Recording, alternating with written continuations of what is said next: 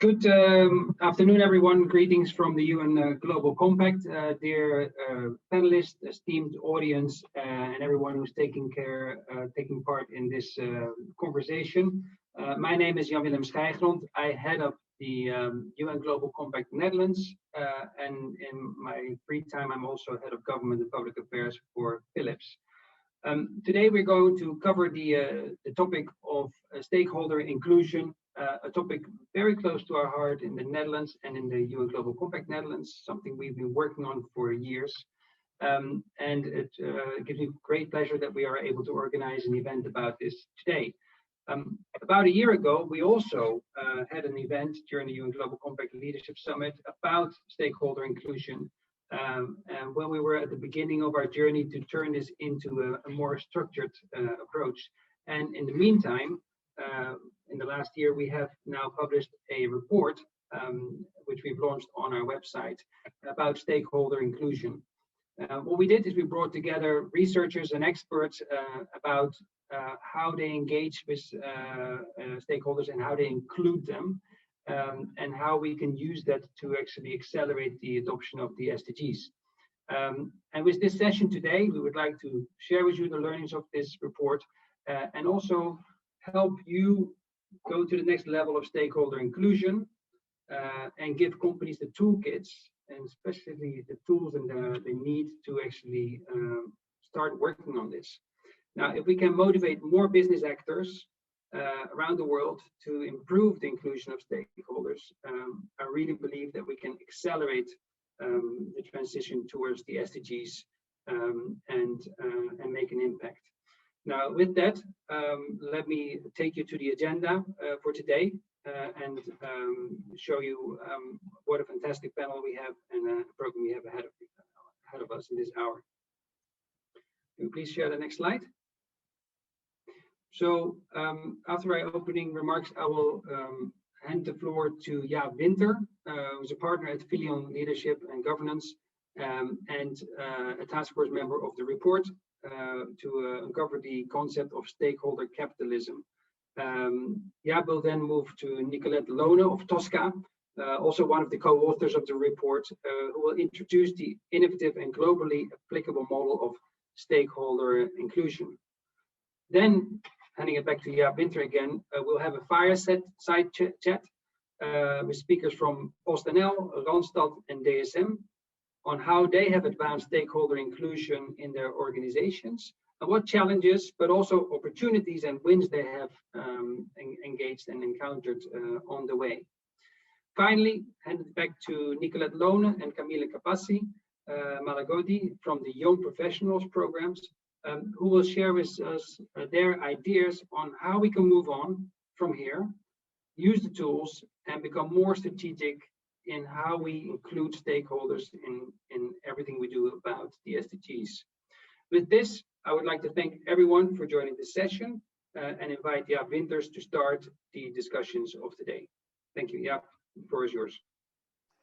Thank you very much, Jan-Willem. It's a pleasure to be here with you this afternoon about talking about an important topic, stakeholder capitalism.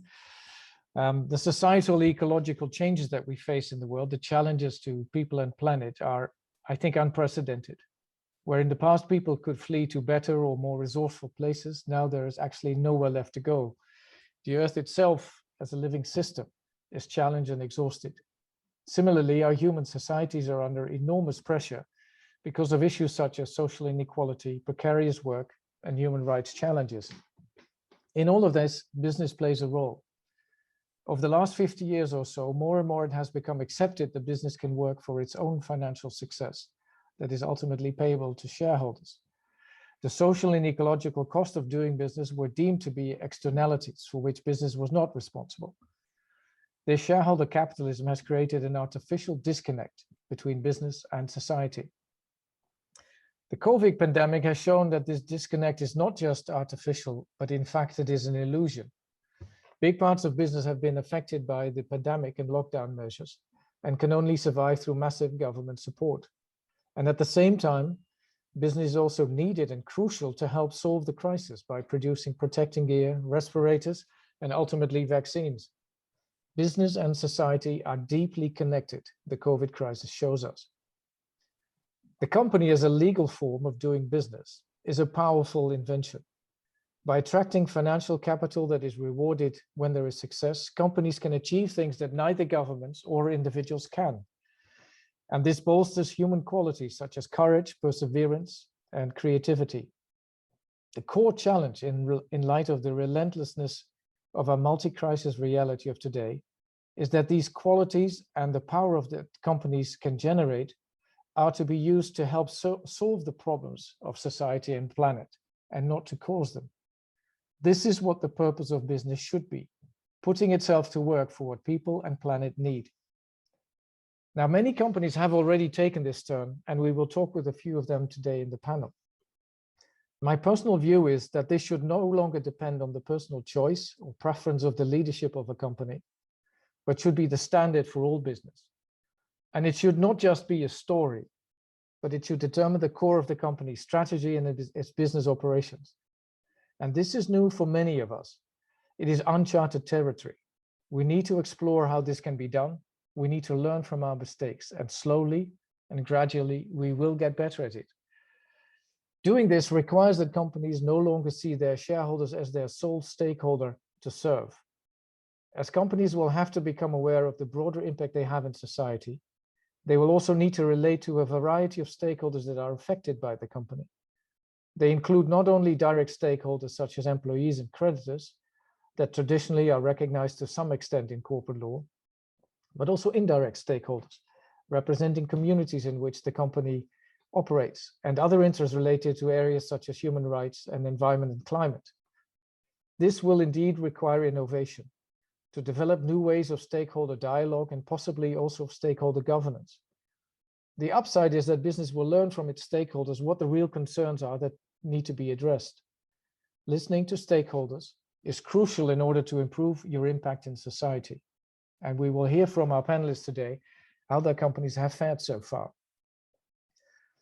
In organizational theory, we know the concept of what we call learning anxiety. Faced with something new, with change, people often resist. Having to learn new ways of doing and being creates anxiety.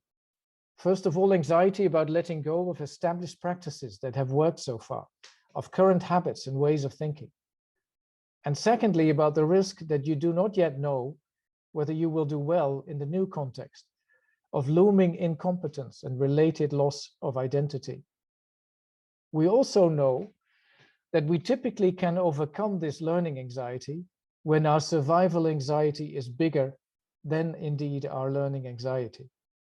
If it is not, and as long as it is not, then defensive responses to learning will prevail, like denial, scapegoating, dodging, and bargaining. And I think we see a lot of that in today's world. It seems to me, and that's where I would want to close, that our survival anxiety should by now be so high given our societal and ecological challenges that we must by now have the courage to learn new ways for business to take responsibility for its impact in society. Stakeholder dialogue is crucial to help achieve this. So let's start to learn how we should really do this. Over to you, Nicolette. Thank you very much, Jaap. And it's my great pleasure and honor to be presenting to you today. And during the next few minutes, I will guide you through the publication on stakeholder inclusion. Now, as so eloquently already explained by Jaap Winter, we need to shift from shareholder capitalism to stakeholder capitalism in order to reach the objectives of the SDGs. And a business leader who's well known for his bold leadership on sustainability is Feike Sijbesma. And as you can see here, he emphasizes the role of business in creating a better world and links this to stakeholder inclusion. Global Compact Network Netherlands also realized that stakeholder inclusion is crucial for companies and wanted to provide them with a research publication, and therefore assigned a task force to conduct the research Jan-Willem Schrijfland already referred to. The aim of the research was to better understand what leading companies are doing on stakeholder inclusion and what we can learn from them, to identify best practices and areas for improvement, and to come up with a structure for stakeholder inclusion. There were 3 pillars in our research, which you can see here on the slide: interviews, surveys, and desk research. Thank you. And you can find the report in the library of UN Global Compact. Now, if you have any questions during my presentation, I kindly ask you to use the chat function. The result of the research was, amongst others, a comprehensive and pragmatic model for stakeholder inclusion. And we are hoping that this model may help companies worldwide to implement and further improve stakeholder inclusion in order to accelerate on the SDGs. The model, which is presented here, identifies 6 aspects of stakeholder inclusion, which are all interrelated. The first aspect is motivation. This is the start of stakeholder inclusion and answers the question, why should I include stakeholders in my business? Is the company driven by adhering to the legal minimum, or does the company take up the role as steward in its sector and actively collaborates with stakeholders to work on systemic change? The second aspect is targets and is an indication of what a company strives to accomplish. The orientation can vary from targets that are directly related to legal obligations to targets that are more longer term and are related to the purpose of the company. The third aspect is types of stakeholders. The categories we identified in this model are derived from the OECD guidelines with minor moderations. The first type are the internal stakeholders, which are the employees of the company. The second type, also called first-tier stakeholders, are the stakeholders with a direct contractual or transaction-based relationship with the company, such as customers, first-line suppliers, and capital providers. The third type are the stakeholders that have the power to directly and significantly influence the company, also called the second-tier stakeholders. Examples are media, competitors, rating agencies, and NGOs. And the fourth type of stakeholders are the ones who lack the power to directly influence the company, but are affected by the company's activities. This group is called the third-tier stakeholders, and examples are future generations or marginalized communities. The fourth aspect is approaches. This aspect describes the process of stakeholder inclusion and can vary from providing information to partnering with stakeholders. And during our research, we noticed that many companies inform or even consult stakeholders in a so-called stakeholder dialogue. The challenge for true stakeholder inclusion is to go beyond this dialogue and to include stakeholders in the decision-making process of the company and to build long-term relationships based on trust and equality in order to partner with different types of stakeholders to solve societal problems. The fifth aspect is outcomes and describes what the company wants to achieve with stakeholder inclusion. This aspect can vary from gaining insight into the interests and motivations of the stakeholders to validation from stakeholders on how the company deals with certain issues to ultimately creating integrated value, which means that collaboration with stakeholders is crucial for resolving certain issues. And the sixth aspect is disclosure and deals with the way companies disclose information to stakeholders that is relevant to them. It may vary from the bare legal minimum to disclosures on impact, both positive and negative, on stakeholders. Each of the aspects have 4 underlying gears, and it's important to note that these gears are interrelated. Our model assumes that there is a positive correlation between the 6 aspects and that there is a maturity level. This graph shows the flow of the gears. Gear 1 starts with the question, why should I do it? Am I obliged to do this from a legal perspective? Gear 2 starts with the question, what's in it for me? Companies in this phase look at the business case of a specific issue. Gear 3 starts with the question, how can I help you? Companies in this phase take a broader perspective on a specific issue and look at it from a shared value vision. And Gear 4 involves the stewardship approach, where the issue a company wants to solve becomes centric and not the company or the direct stakeholders of the company themselves. For matter of time, I will not go into more detail of each aspect, but would like to guide you through the structure of the report. Based on our research, we were able to give a description of the meaning of each aspect for each gear. In this way, the report can act as a kind of taxonomy for stakeholder inclusion. The table in this slide is an example of these descriptions. You will also find best practices of the companies we included in our research, quotes of business leaders, and some elaborations on relevant themes such as double materiality and long-term value creation. We have also included a short list of helpful questions to ask, and we hope these questions can serve as a quick scan to assess the maturity of your own company on stakeholder inclusion. With that said, I would like to end my presentation and thank you very much for your attention and give the floor back to Jaap Winter, who will moderate today's panel. Thank you very much, Nicolette. Very clear an explanation of how you started to work about and build up this model for stakeholder inclusion. Very clear and very concise. As I said, we have a great panel this afternoon to talk us through about their own experience with their companies about stakeholder dialogue and inclusion.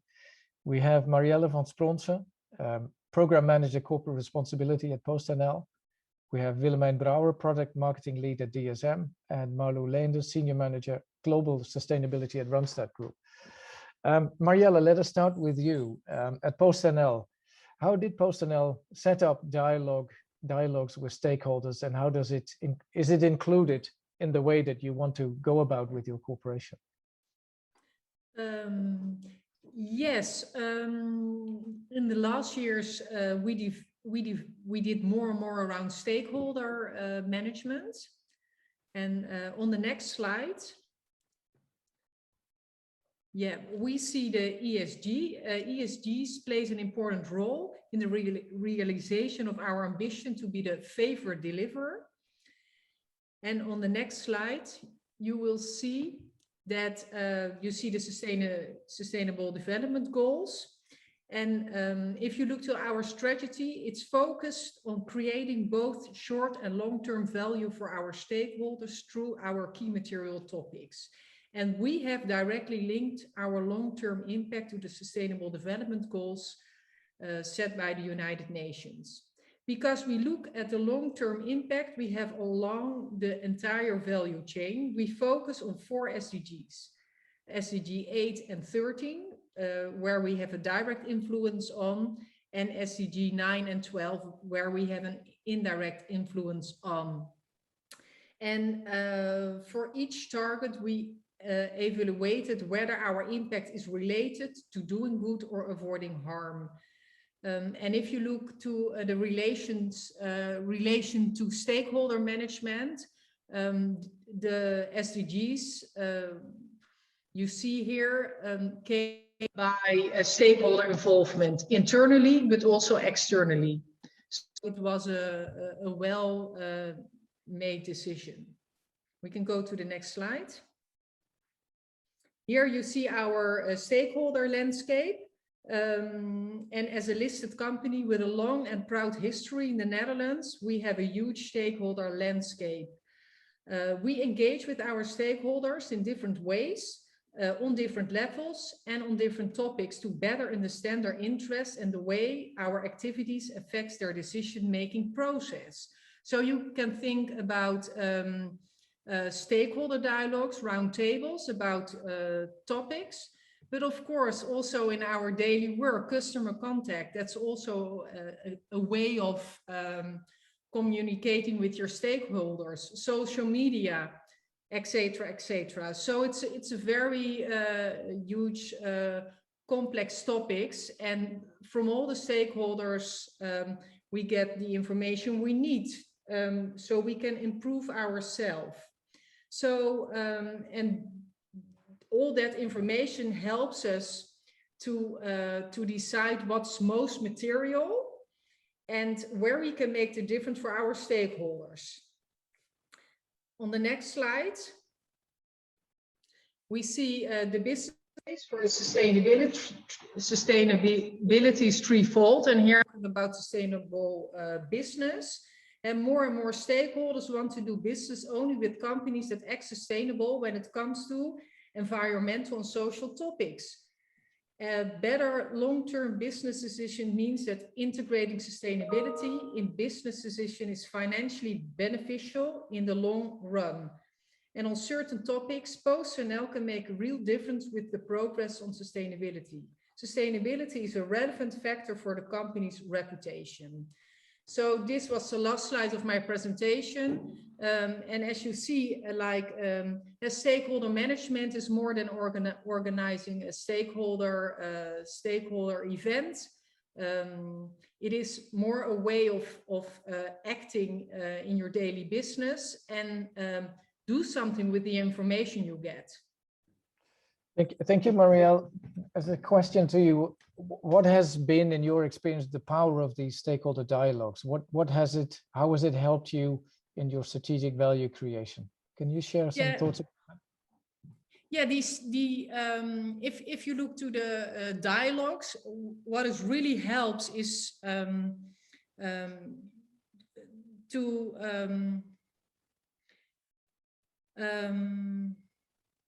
how can I say it in a short way? No, how it really helps is that you're knowing that you're taking the right steps. So it is a nice way to present your thoughts, have a discussion about your thoughts, and see how other people see it. So it's a mirror. The dialogues always give a lot of inspiration, and it helps you making next steps. And also, if you look to the outcomes, I think the outcomes of the stakeholder dialogues also helps giving. It's also a proof that our stakeholder wants us, and we're a stakeholder-driven company. So as an example, if I go to the board and I say, we have to take the right step, why? And I can show that I'm not the only one, but we're with many people, we say we go right. That really helps to make the next step in your strategy. Yeah. In your way of working. Yeah. And what has been a struggle or a challenge that you had to face in developing this structure of stakeholder dialogues? What was hard? What is hard in the beginning is that I think years ago, we all did for the annual report, we did stakeholder dialogues. Oh, that's something we need to do. What is hard is to get everyone on the same page, how important stakeholder management is. So it's not a thing you do on paper, it's something that really gives you value, to something to build on. So taking everybody internally with you for the idea to use all the stakeholder input, I think that was a little bit of struggle. Yeah, thank you very much, Maria. Let's go to Willemijn Brouwers of DSM, well known for your scores or your challenges in the sustainable field, well recognized as well as a company. How did DSM go about engaging with stakeholders, including them in your decision making? Yeah, thanks, Jaap. Thanks for inviting us, and thank you, Ms. Lone, for already recognizing our honorary chairman, Fijke Siebesma, I think well known among many of the participants in today's webinar. Well, how did this go about? I would say already 10, 12 years ago, we realized that Royal DSM, which is actually a former coal mining company and now one of the biggest vitamin suppliers in the world, that you don't have a license to operate if you don't look at different stakeholders. So we really look at four particular ones, or four categories we define. So it's our employees, it's our customers, our shareholders, but certainly also society at large. And what we have said many times is that you really cannot be successful or call yourself successful as a company in a world that fails. And that's one of the reasons why we also have the summit, of course, today, is to discuss all these challenges. And all these different stakeholders are truly necessary, not only to put us as a company a mirror at times on the direction where we go, but actually also to build with us and co-create insights how to go forward. So I think we clearly moved now in 2021 and in the previous years to a model in which it's not only something as a tick in the box, something you need to do, something which you need to do for your annual report or your corporate reputation, but actually a strategic tool to move your company forward and to become future-proof, both with your strategy, but also, and I think that's even more important, in the impact you create. And in setting up these dialogues, have you combined various dialogues with different stakeholders, or are you going about them with individual stakeholders in different ways? How does it work within DSM? Yeah, well, indeed, there are different groups, different type of dialogues. There are many of our shareholders who we and customers with whom we speak really frequently, quarterly, monthly, to discuss both our current strategy as the performance going forward. Our employees, I think, are in the end the real driver, and I think not surprisingly also in the research, Global Compact Netherlands issued one of, well, the key or maybe the most important stakeholder every day to hold the company accountable for its direction. So I would say that's that daily feedback you're getting. A group which is maybe sometimes forgotten or not seen in first or second is indeed that society at large. Well, that's in the end, I think, particularly nowadays, looking also at a bit of a polarized world that we see right now, extremely important to know for whom you're making your products, your services, but also whose challenges you try to change. So there are different formats, back to your question, different frequencies. And I think in the end, the blend of these different stakeholders is also extremely important to really get all the different insights on the table to make the right decision. Yeah, and also for DSM, how, in your experience, has this become powerful for DSM in driving your own sustainability agenda? How's that worked? Yeah, well, where I'm personally extremely proud of is that we no longer have a sustainability agenda, because since 2018, sustainability and DSM's purpose is the core of our strategy. So the core of our global strategy to be purpose-led, performance-driven. And those might sound as very nice marketing taglines that you put on a report, but in practice, that really means that these stakeholders together define the direction of the company and define really how we want to do well by doing good. So it's not longer an either or, but I would say a truly inclusive and therefore holistic approach. And you can say that, but the actually real proof of the pudding is by doing it. So purpose, sustainability, stakeholder engagement, it's really not about talking and having great panels, but actually about doing. And that's what I'm committed to every day. Yeah, that's a good reminder for us also in this panel. Yeah, how ironic, right? Yes, exactly. But what has been a struggle or a challenge for you, for DSM, in getting as far as you seem to be now? What was hard in the process? Well, I think something that needed to grow and is now really flourishing is that as a company and as human beings working for a company, because a company in the end is a living being, we need to dare to be vulnerable. So as a stock listed company, you might think you always have to have the answers for your investors, your shareholders, but also for your customers, your employees. Well, actually, in practice, it's also just fine to tell that you sometimes don't have the answer, but you're really willing to look for it. And when you then really, engage your stakeholders to think with you and not see that really as a flaw or something that can be used against you, that's actually when you get the best dialogue. So I think that's something that gradually got into our system, in our DNA, to be open and transparent on the things we want to change, but also on the things we are not yet sure how to best do that, and to do that together, because it's really, I think, a myth that one company, one organization can tackle many of the sustainability issues that we discussed today. So let's be honest and transparent with each other for the collective solution in the end. Yeah. It's a nice way of you addressing this learning anxiety problem. You have to be open and accept that you don't know everything yet, and see to learn together with others how to do this. Thanks, Willemijn. You're very welcome. To Marlou Leenders of Ronstadt. Marlou, how's this been for Ronstadt? How is Ronstadt setting up dialogues and engaging with different types of stakeholders? Well, first of all, thank you for inviting Ronstadt and me to discuss stakeholder inclusion.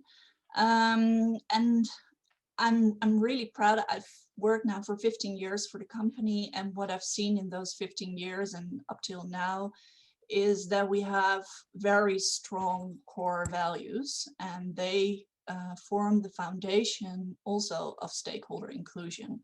Our founder already said, well, you need a purpose as a company, you need to add value to society.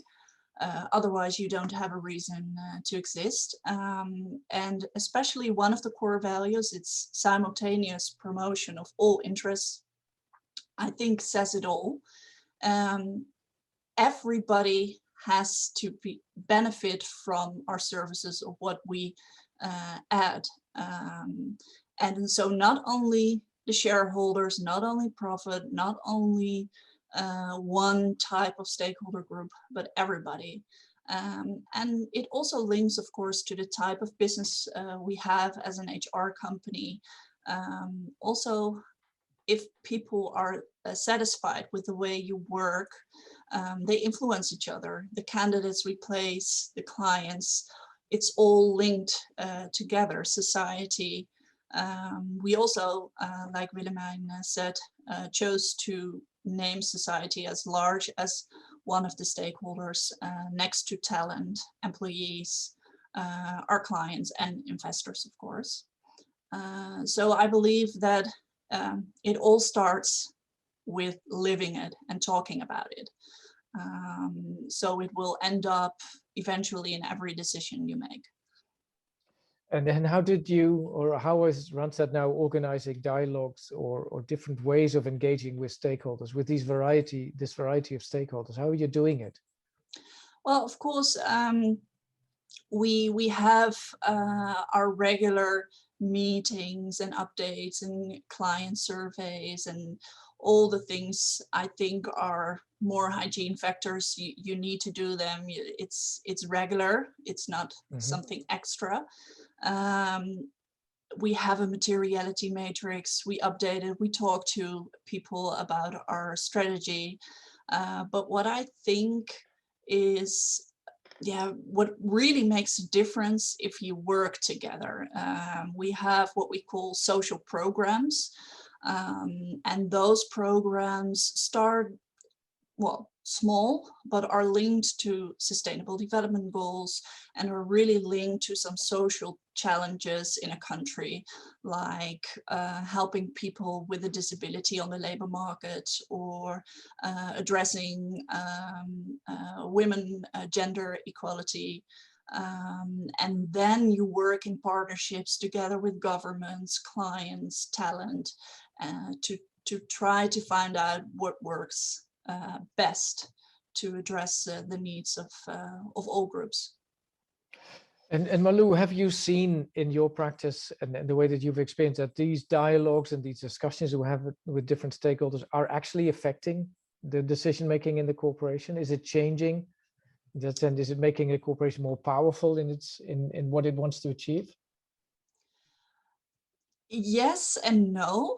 I think because it's so well integrated from the start that it doesn't necessarily something new or that it changed, but I think the pressure, like you started today, the challenges we face are much bigger, so the pressure is bigger. We don't have any time to waste anymore, also for social challenges.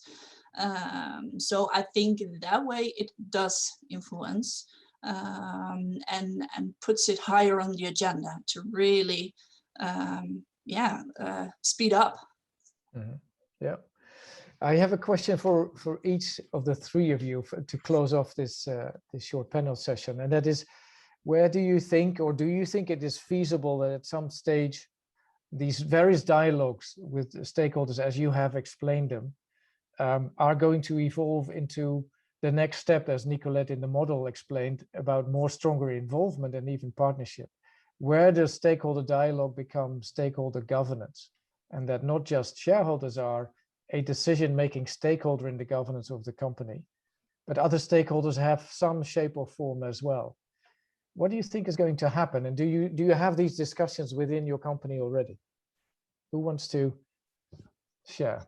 I saw Willemijn nodding, so I give the floor to you first. Oh, thank you, Jaap. Well, I think the answer is it will happen, whether you like it or not. So as you see already in the report, it's a maturity curve. And next to that, it's a maturity curve for any company, how it goes about its stakeholders. It's also in the end really about your license to operate. And I think many studies show that companies who don't engage really frequently, strongly with these different stakeholders, internally and externally, will clearly just miss the boat on what a future looking business should look like. Whether that will end up in official governance models, like the way our shareholders vote about certain resolutions versus the employees versus the customers, I'm not entirely sure. But what I do think is that even sometimes the unofficial or more implicit decision making taking place in the stakeholder dialogues in the end highly influences the official decision making processes, if you like. So whether it will be very explicit or a little bit more implicit, in the end, I think the outcome will be the same. Stakeholders will gain only a bigger seat at the table moving forward. Thanks, Willemijn. Marielle or Marlou? Yeah, Marielle here. Is it Marlou? Yeah, go ahead, yeah, Marielle. I totally agree with what Willemijn is saying. At PostNL, we don't have the discussions yet, but I think that we really listen to all our stakeholders. So I think, it's important that we take what they say and want that we take it in account. And I think that is what counts the most. Yeah, and that's what I want to say about it. So I don't think it should be really officially. I don't know if it helps. If we really feel the urge doing it right now, and we're doing it, so I think that's all what counts in the end. Thanks, Marielle. Finally, Marlou, your sense? Yeah, well, we don't have discussions on this yet. I think it would be really interesting if it would be in a governance model like the shareholders have now. Of course, you already have workers' councils or other ways of your employees or talent to influence. But I do believe that if your purpose and the reason you are on this planet as a company, if you add the right value, you have to take into account all the interests. Otherwise, you don't add value. But at this point, at the end, it's Ronstadt and its shareholders, of course, that make the decision. Yeah, but I would welcome it. Yeah. Yeah. It's going to be a big challenge, and I said, as Willemijn said, people or companies will be on their different routes of maturity and engaging and getting there. Thank you very much, all the three of you, for your enlightening examples of your companies. Good luck and with all the challenges that lies ahead with this. And it's great to hear about companies that are leading the pack in this way. Nicolette, back to you. Yes, thank you very much. And well, during this last few minutes, I would like to make some closing remarks and guide you through some key action steps that you might be able to take after hearing these great examples. And it was a real joy to listen to this panel because, well, here you can see the recommendations that we made based on our research. These are included in the publication as well. And I already heard a few of them mentioned during the panel. And well, to highlight a few of them is, well, ensure that stakeholder engagement is part of the strategy process. I think that's crucial for companies who want to engage with their stakeholders, who want to be part of solving the societal challenges at the moment, as so nicely laid down by the SDGs, that this is all about purpose and needs to be embedded in a strategy process. Another thing that was that came out of the research as well was Although companies who have an international focus can have a very strong head office, it's at the local level where the change really happens.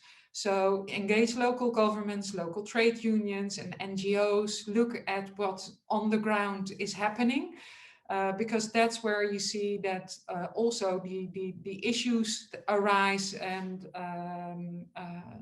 most of the mistakes are made. And another thing is include employees as stakeholders and beyond employee issues only. In the Netherlands, we have a model which was already referred to with the Workers' Council, but the employees are the eyes and the ears of the organization. They see where things are going wrong, where opportunities also lie, with which partners to work with. So really involve them in your stakeholder inclusion. So with that said, all the recommendations can be read in the publication. I would like to give the floor to Camilla Capassi Malagodi. I hope I pronounce your name correctly. Sorry if I'm wrong. Who is part of the Young Professional Program of Global Compact Netherlands. Thank you very much, Nicolette. Thank you for the opportunity to be here as well. So yes, I'm Camila. Together with Linda van der Leest, we are team captains of the YPP, the Young Professionals Program, a global compact leadership development program for young employees. And these people that you're seeing on the screen, they are my team. And the YPP wanted to take the stakeholder inclusion model to the next level. Can you move to the next slide, please? So my question to you is, are you ready to shift to the gears of your company stakeholder inclusion activities? I'm here to ask you if you would be interested to deep dive in this model and contribute to our research, and of course, supporting us by scanning the QR code that you see on the screen. You can engage and you fill in a survey that will help us to provide these answers to you and take the model to the next level. Contributing with that, we want to provide you work instructions to help you to apply the model, also understand where is your company stand at the moment and how to move to the next gears. And perhaps even we want to to translate the model to a practical application. So me and our team are really looking forward to your contribution and engagement. And saying that, well, I give the word back to Nicolette. Thank you very much. Thank you, Camilla. And well, we already had a few meetings on your project, and I'm very enthusiastic about the dynamics and the energy that these young professionals are bringing to the table to move the model to the next step. So thank you very much for that, and I hope everybody will join in this survey. I would like to thank all participants, to the panelists, the moderator Jan Winter, Jan Willem, who introduced us. Thank you very much for your participation on this event. And of course, all the people who joined this webinar. We truly hope that stakeholder inclusion and the model and the research and the best practices that we shared today help you include stakeholders in your business, because that's what is really needed if we want to accelerate on the SDGs.